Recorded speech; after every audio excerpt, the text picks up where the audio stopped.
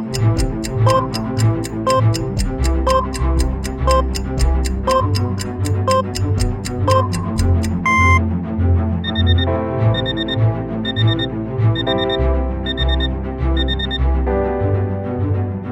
programa Macorís Despierta, la voluntad de todos.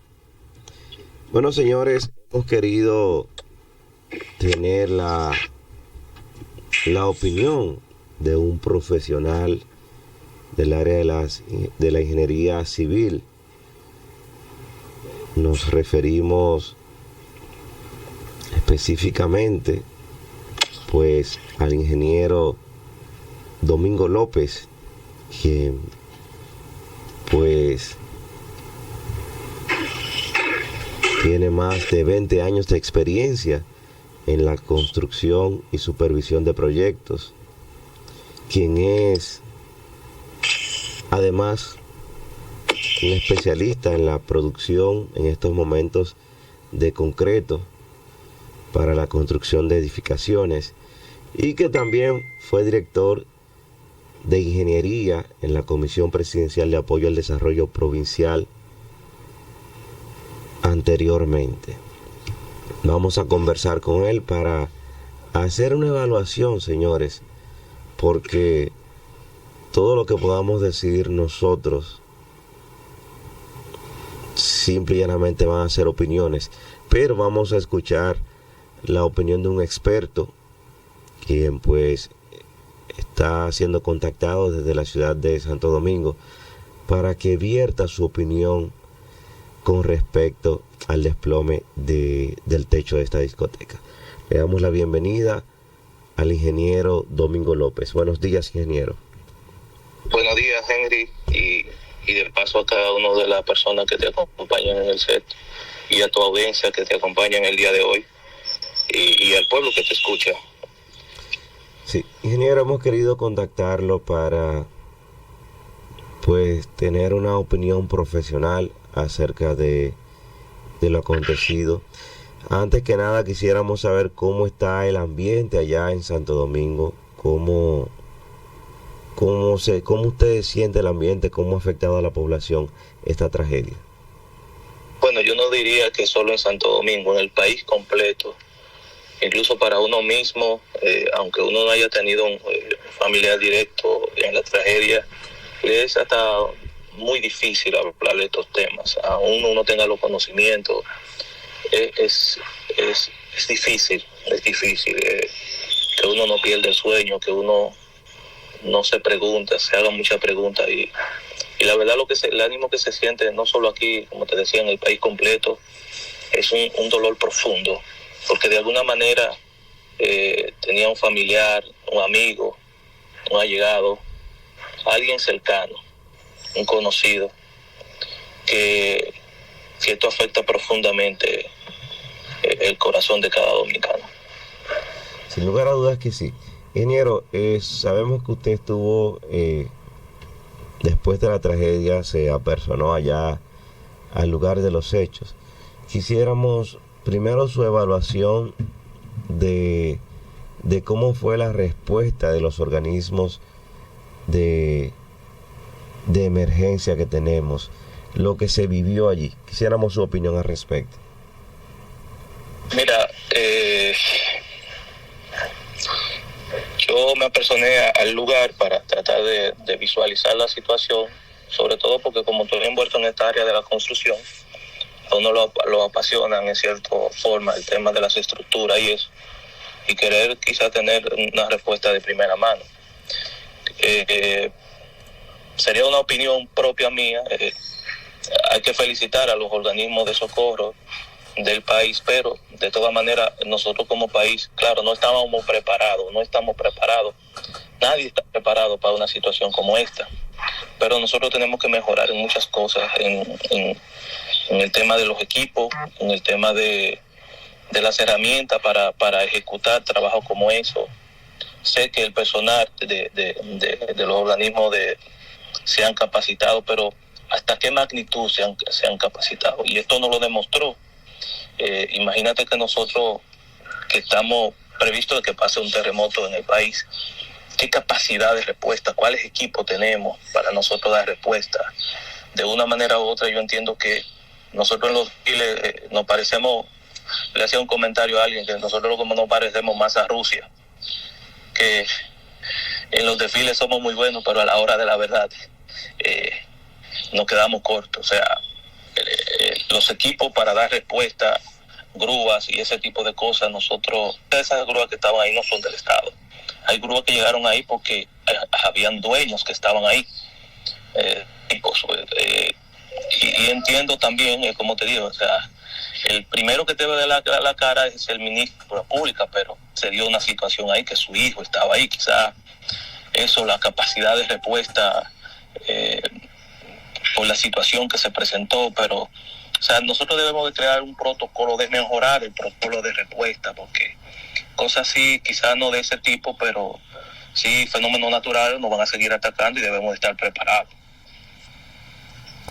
Bueno, hablábamos nosotros al principio del programa de la gran ineficiencia que hay con los organismos de rescate y la desconexión que hay con la clase política, con las instituciones, porque regularmente vemos a los bomberos, a la Cruz Roja, a la Defensa Civil en una situación de mendicidad, si se le puede llamar así, mendigando que le paguen, que le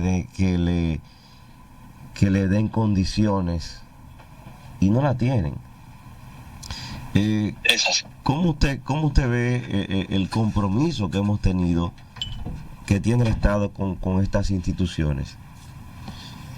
Mira, es muy malo que tenemos en todas las categorías. Mira, la última etapa del proceso son los médicos que se necesitaban para evaluar la cantidad de víctimas que se tienen. Es sorprendente que tenemos pocos médicos de ese tipo. Y mira, tuviste cómo en las redes se estaba solicitando. Esos técnicos son muy mal pagados. Yo tengo amigos que conozco. Nadie se va a exponer como médico legista, por ejemplo, pagándole 40, 50 mil pesos, y muchas veces tienen que desplazarse hasta en sus vehículos propios. Eso raya en lo ridículo para algo que es tan fundamental. O sea, eso deben de ser personas que estén bien pagos, porque son personas que están las 24 horas del día para dar respuesta a una situación de cualquier tipo, y tienen que moverse a veces de una provincia a otra provincia, porque a veces en una sola provincia hay un solo médico legista. Entonces, mira lo que ha pasado, el dolor que tienen los familiares ahora, que para entregarle el cadáver, todas las situaciones que están pasando, porque el sistema tiene deficiencia en esa área. Y así en las otras áreas que actuaron anteriormente hay deficiencia. Y lo primero para resolver un problema es que debemos de reconocer que la situación existe y que debemos de corregirla. Realmente es así. Bueno, ya yendo a la parte de lo que se debió hacer para agilizar, porque las víctimas que estuvieron ahí pudieron algunas quizás sacarse con vida, pero vimos que duramos 3 días sacando escombros, casi 4 días, y ya lo que se estaban era sacando muertos, cuando si quizás se hubiese dado una respuesta un poco más rápida. ¿Algunas sugerencias que usted pueda citar en esta parte operativa que usted entienda que debemos mejorar para que ante una situación así haya una respuesta más clara y contundente? Bueno, mira, en primer lugar nosotros debemos conseguir o buscar lo necesario para, si se presenta una situación de ese tipo, nosotros como el Estado, te digo, tener todos los equipos necesarios para hacer el tema de rescate. Nos podríamos asesorar con países como México u otros países que han tenido que han vivido en situaciones constantes y que ya tienen la experiencia suficiente para actuar en una situación de este tipo. Equipos, el personal, yo entiendo que de alguna manera se ha capacitado, pero esa capacitación debe de continuar. El tema de agregar a situaciones como esa otros tipos de técnicos, por ejemplo, yo no vi ingeniero ahí, y tú puedes ser socorrista, pero de estructura tú no sabes nada. ¿Cómo va a ser? No había un ingeniero ahí, se entiende que un ingeniero debería estar ahí comandando parte de la operatividad. Ayudando, porque la forma de movilizar la estructura, el tema de peso y ese tipo de cosas, también lo tienen los ingenieros como conocimiento, ¿tú me entiendes? Porque recuerda que tú tienes una serie de elementos estructurales, uno encima de otro, que muchas veces, por la experiencia de algunos, ellos pueden mover pequeños escombros, pero también la forma como mover cada elemento de eso, es posible que ellos no lo sepan. Sí, y pueden provocar otro colapso, porque acuérdate que la estructura todavía tenía partes que no había colapsado. Sí, ciertamente. Bueno, creo que una gran falla de las que se puede citar para que posteriormente tomemos esto en cuenta. Y el otro tema de la operatividad, habían quizás algunos otros puntos de trabajo que se pudieron abrir, los equipos que estuvieron ahí desde el principio, los equipos vinieron a llegar al segundo día, el espacio de trabajo, todavía los equipos, los vehículos que los propietarios estaban accidentados, esos vehículos fue al segundo día que vinieron a retirarlos. Esos vehículos desde el primer momento se tenían que retirar. Todavía ayer estaban retirando vehículos. Claro, y custodiando su equipo. Incluso vieron vehículos de esos que intentaron romperle cristales y ese tipo de cosas. O sea, esos vehículos debieron ir como hicieron al segundo día, llevarlo a un punto de custodia. Ya luego al segundo día se fue reaccionando, porque en realidad también hay que entender que nosotros no nos habíamos visto en una situación de ese tipo. O sea, aún yo, de mi opinión, debemos de entender que como se presentó la situación, hay cosas que también se vuelven un poco difícil. Así es. Ingeniero, ya yendo a la parte técnica, ¿usted cuál es su impresión ya de manera técnica viendo el desplome del techo? Porque sabemos que, por ejemplo, ustedes distribuyen las cargas, estuve investigando, y ustedes distribuyen las cargas para que cuando se afecta una estructura no se da de manera completa y pueda quizás hasta darle tiempo ante un terremoto o cualquier situación que las personas puedan ir saliendo. Pero vimos que prácticamente el techo se dio de manera completa, se desplomó. Haciendo una radiografía forense, ¿qué usted pudo observar aquí y qué realmente pasó aquí desde el punto de vista de la ingeniería?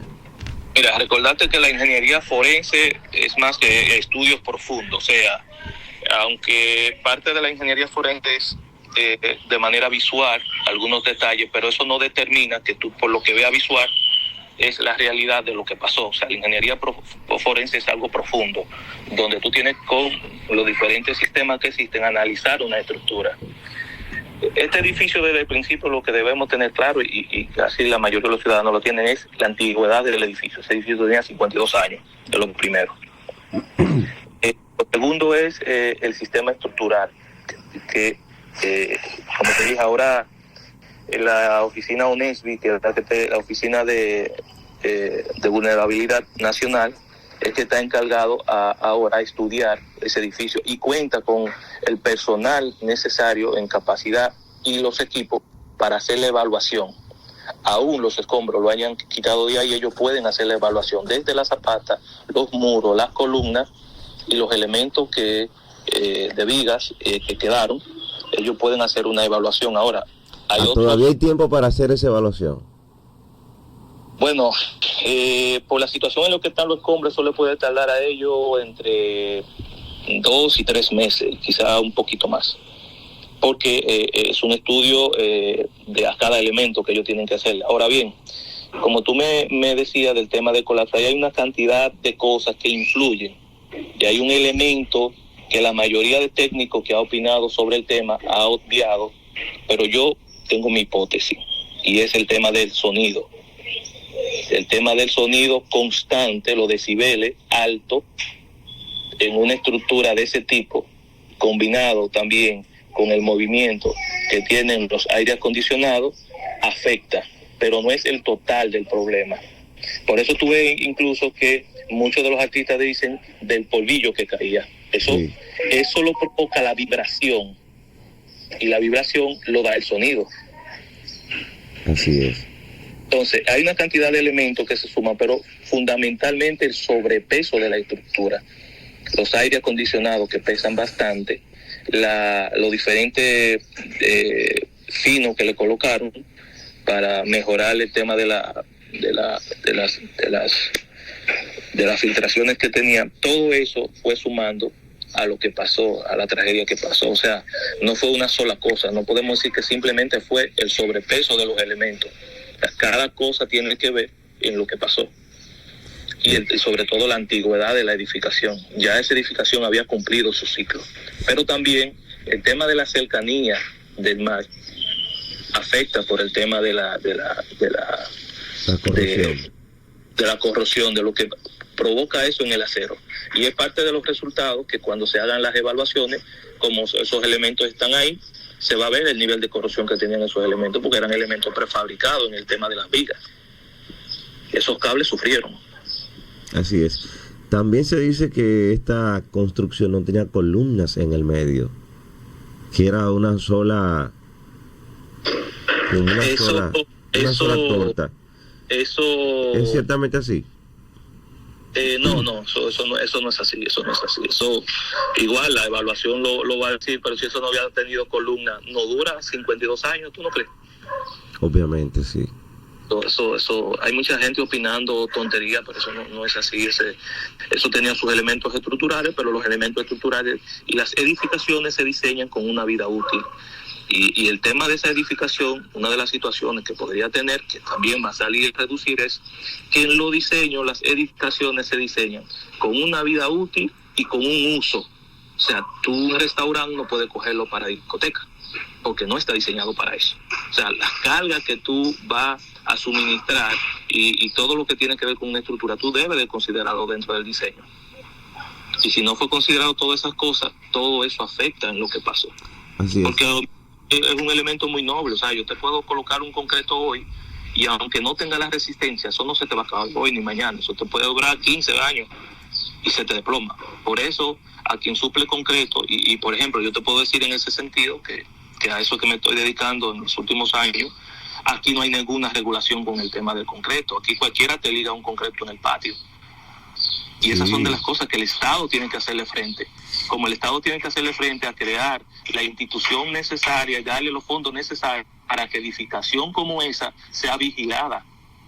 Por no decirte mensual, pero por lo menos anual. Y emitir una de uso.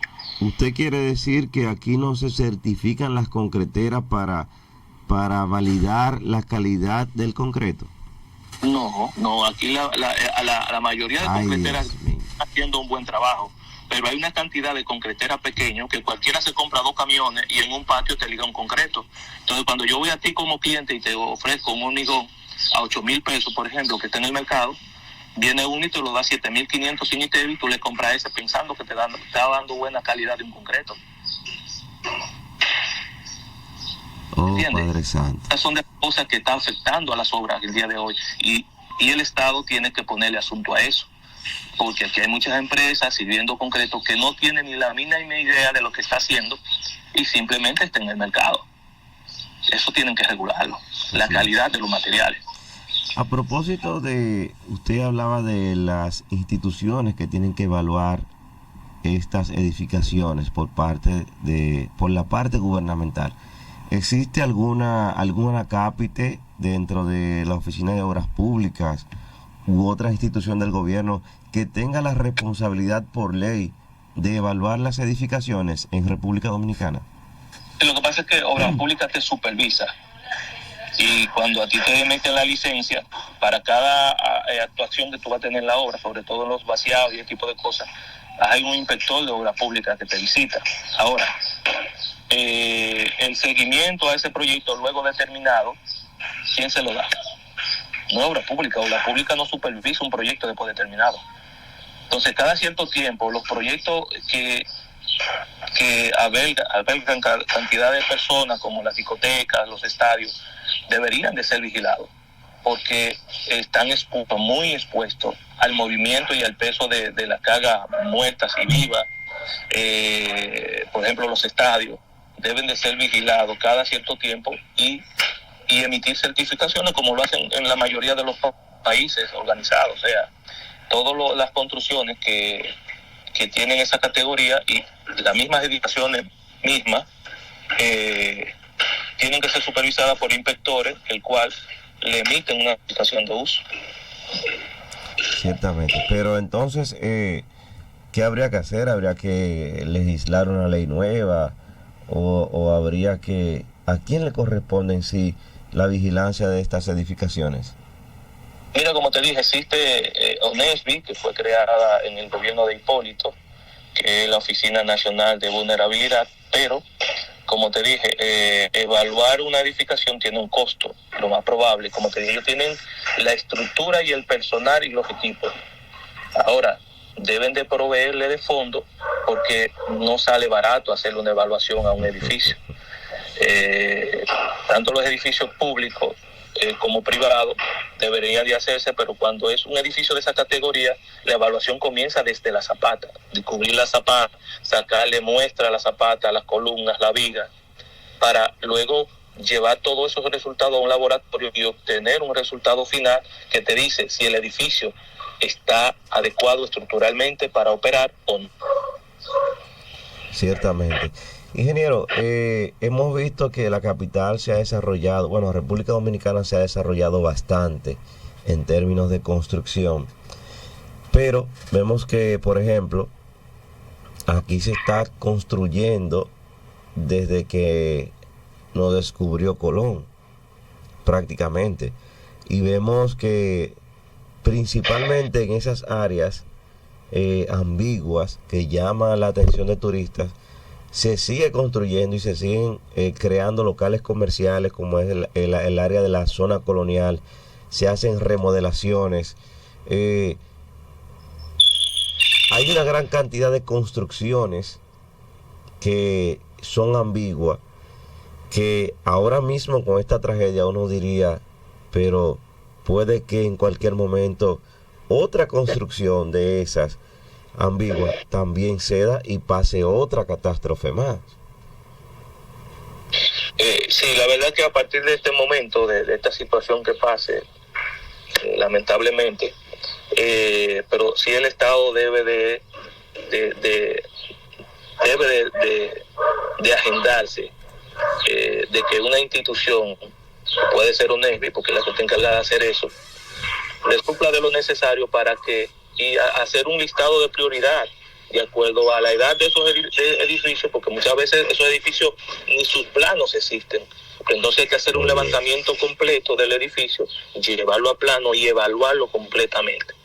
Esas evaluaciones no deben esperar más, deben de comenzarse ya, sobre todo poniéndole prioridad a aquellas que albergan cantidades de personas, los estadios, los albergues, las discotecas, por ejemplo, estos sitios donde están, que tienen que ver con CONANI, salud pública, porque, por ejemplo, en las escuelas se han hecho una cantidad de escuelas y sí, muchas de ellas están construidas bajo el nuevo código. Ahí por lo menos hemos tenido muchas mejorías. En los hospitales también, en el gobierno pasado se hicieron grandes transformaciones. Por ejemplo, el hospital de San Francisco de Macorís, el nuevo San Vicente de Paúl, se está usando una tecnología que tiene en muchos países, se está usando, pero que es los aisladores sísmicos. Eso en otros países ya es normativa que las escuelas y los hospitales deben de llevarlo. Eso es un elemento que te permite que bajo un temblor el edificio no va a sufrir, o sea, puede absorber bastante el movimiento y no va a pasar una catástrofe mayor. Estas son de las cosas que se deben de revisar, que deben de darle seguimiento a una cantidad de proyectos que ya tienen de edificación, tienen una cantidad de años que deben de ser evaluadas, sí o sí. Bueno, por ejemplo, nosotros vimos que aquí en San Pedro de Macorís, las gradas del estadio Tetelo Vargas empezaron a desmoronarse.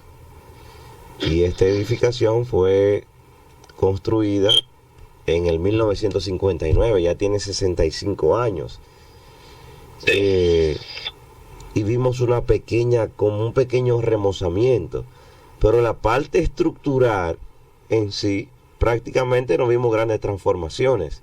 No fue tocada. Sí, porque que ya cuando tú afectas la parte estructural se te elevan los costos.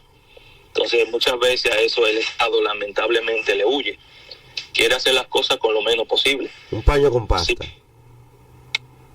No diría un paño con pasta, pero tú sabes que nosotros, el país que somos, como las recaudaciones nunca llegan al punto que el Estado quiere y siempre tiene que estar recortando y siempre tiene limitaciones.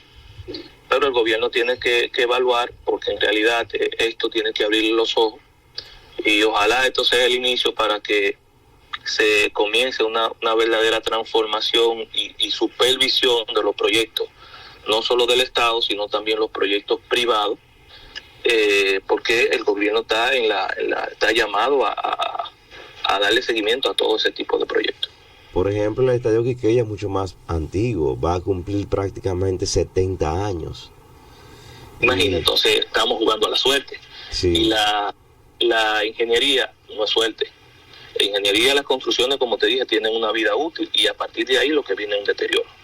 Entonces, muchas veces también, muchas edificaciones, nosotros abusamos del uso que debe de tener. Y está bien, al estadio no le hemos cambiado el uso, pero, por ejemplo, no se determinó que un estadio donde tú vas a tener una actividad de pelota, tú vas a realizar conciertos. Entonces tú sabes que en los conciertos, los movimientos de la persona y brincando sobre la grada, le aplica una fuerza mayor y todos esos elementos suman a que una edificación, luego que ya ha pasado su tiempo, está más vulnerable, porque la resistencia de los materiales va decayendo. Así es.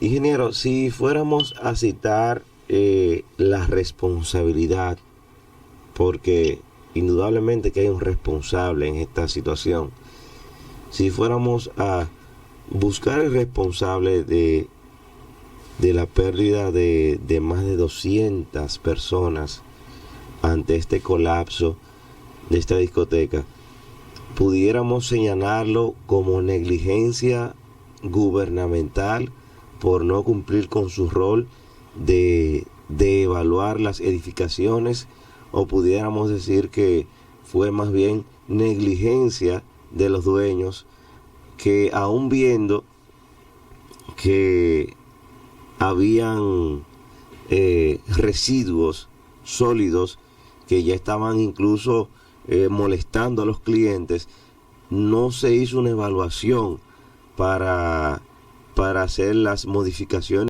llegar quizás hasta la conclusión de demoler ese techo y de renovar la infraestructura. ¿Qué puede usted decir al respecto?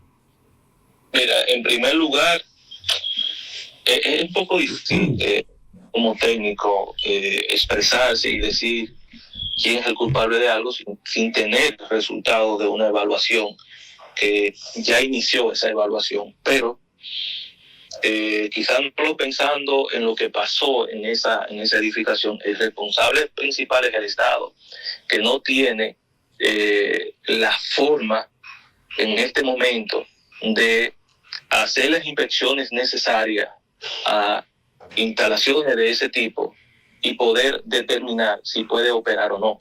Ya lo segundo, también es responsabilidad y los resultados de lo que se haga va a determinar, y más como si lo hacen de una manera seria, buscando peritos imparciales que puedan obtener verdaderos resultados de lo que pasó ahí. Todo esto que estamos diciendo es una opinión de un profesional, pero lo que va a regir cualquier tipo de investigación son los resultados que se hagan en esa evaluación que se emita ahí. En primer lugar, el Estado, que el Estado no tiene una estructura para darle seguimiento a ese tipo de obra. Decirle, no solo al dueño de esa propiedad, sino a otro, mira, tú no puedes operar por esto, por esto, por esto. Y un nivel de consecuencias. Porque tú no me haces esa remodelación, no es porque, por ejemplo, hayan pasado esta tragedia. Tú tienes tal fecha. En España, por ejemplo, te dan una fecha para tú hacer la remodelación. El Estado quiere que tú le hagas esa edificación. Y si tú no la haces, tú tienes consecuencias. Pero sobre todo esa edificación. Entonces, ya a nivel de responsabilidad, para usted, de responsabilidad a nivel de demanda, no asumiría el Estado la responsabilidad, sino el dueño, ciertamente, ¿verdad? Es que posiblemente todos los afectados no simplemente van a ir por el dueño, van a ir por el Estado también. ¿Pudiera haberse el Estado comprometido, demandado ante esta situación? Yo entiendo que sí, pero eso lo van a determinar los tribunales.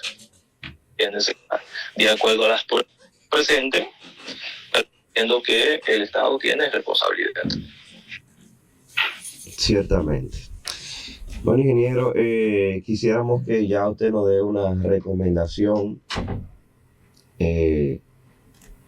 final al respecto, tanto para la población en sentido general y para el Estado, para que asuma el rol que le corresponde. Bueno, mi recomendación para el Estado es que despierte y que tome las decisiones que tenga que tomar en cuanto a las instituciones que están llamados a evaluar una cantidad de estructuras que están vulnerables en el país y que ya no resisten más, pero que siguen teniendo uso. Y para la población, fortaleza bajo esta tragedia, pero en lo adelante que también sean conscientes que el pueblo mismo en cada estructura que hace tiene culpa porque no contrata a los profesionales adecuados para hacer cualquier tipo de remodelación. Que si tú tienes que hacer algo en una edificación, yo te llevo con los conocimientos que tengo, te llevo una cotización y tú decides buscar a uno porque te sale más barato, que no tiene los conocimientos, entonces tú pagas las consecuencias. Entonces la población tiene también que saber que tiene que buscar los técnicos adecuados y las opiniones necesarias técnicamente posible para hacer cualquier cambio en cualquier tipo de edificación pública o privada. Porque la población es culpable, porque cada vez que va a hacer una modificación hasta en su casa, busca lo barato, y lo barato sale caro. Así es, y yo estaba diciendo que la cultura nuestra nos está jugando en contra, porque aquí todo se quiere resolver con que eso está bien así, con que búscate un maestro que te sale más barato. Sí. Así es. Eso no es nada, con que el dueño dijo que ahora no hay presupuesto, y se están poniendo en riesgo tantas vidas con algo tan serio. Y mire, que gracias a Dios no hemos sido afectados por un terremoto, porque yo creo que ahí RD pudiera convertirse en un cementerio. Bueno, esta tragedia nos dejó al desnudo que algo en tan poco metro colapsó el sistema, sobre todo el sistema de salud. O sea, los hospitales estaban, sobre todo los hospitales traumatológicos. O sea, eso también dejó en evidencia que nosotros estamos cortos en hospitales traumatológicos. Una situación tan simple, y si nos pasa un terremoto, ¿qué va a pasar? Entonces, el gobierno tiene que sentarse y ver todas estas cosas, evaluarlas y ver dónde podemos mejorar como Estado. Y toda la clase política debe de unirse y saber hacia dónde quiere llevar a la República Dominicana, porque tenemos mucha debilidad. Así es. Bueno, ingeniero, muchísimas gracias por su participación, muchísimas gracias por arrojar luz ante este tema de esta tragedia.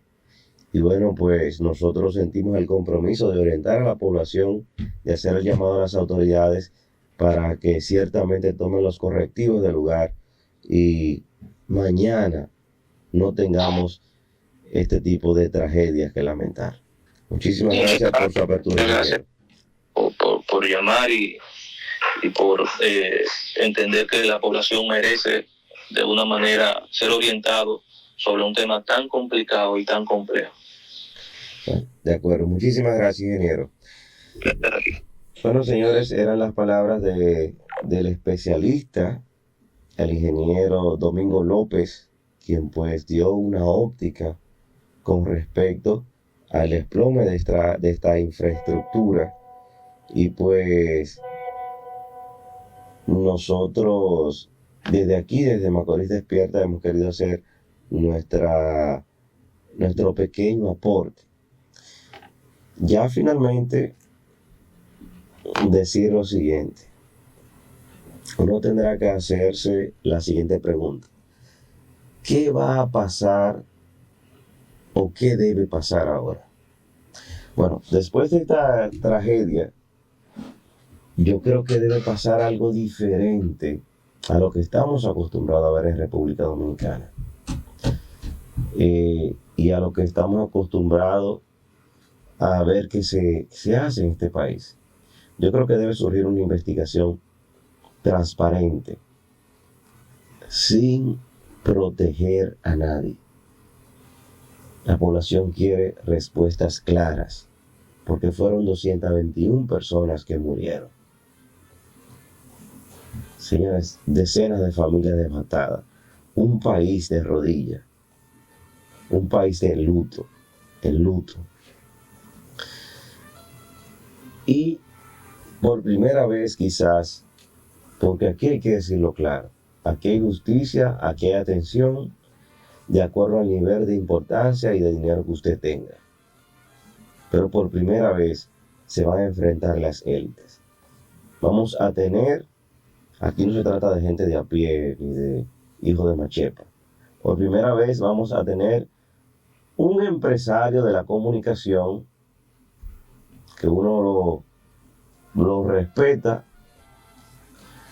y le guarda que tiene sus méritos versus personalidades, hijos de ministros, un coronel, artistas, peloteros, profesionales, personas influyentes, como bien lo decía la discoteca, personas del jet set. Esto no resiste un arreglo salomónico. Y ya estoy mirando malos indicios. Estoy mirando un periódico, el periódico Diario Libre, que quiere ir desmontando las cosas que van surgiendo. Quieren desmentir de que no se tenía el aire arriba del techo, de que los finos no eran de concreto, sino de un material liviano. Y estoy mirando ya evidencias de ese periódico que es de una familia súper rica y súper poderosa. Estoy mirando muchos periodistas queriendo defender ya, otros también queriendo atacar y pidiendo que metan preso a fulano. Aquí tenemos que investigar de manera seria para establecer responsabilidades. Y otra cosa que me ha llamado poderosamente la atención: ¿por qué se están llevando los escombros para Santiago? Si logísticamente resulta más económico que se cojan esos escombros y se boten aquí cercano a la capital, que llevarlos para Santiago. Porque con cada gota hay eso está muy raro. Salud y progreso. Señores, cada rincón del país no hay tiempo para más. Llevar agua que transforma, construye Queremos y trae desarrollo, volver a calidad resaltar la conformidad. Cuídala, ahórrala y nuestro más sentido pésame a los familiares estas personas que son víctimas en este desastre. San Pedro de Macorís perdió también 7 u 8 personas de aquí que pues tienen lleno de dolor a las familias que están atravesadas. Nosotros nos pedimos y vamos a dejarlo con papá. Somos distribuidor exclusivo de los neumáticos Goodyear.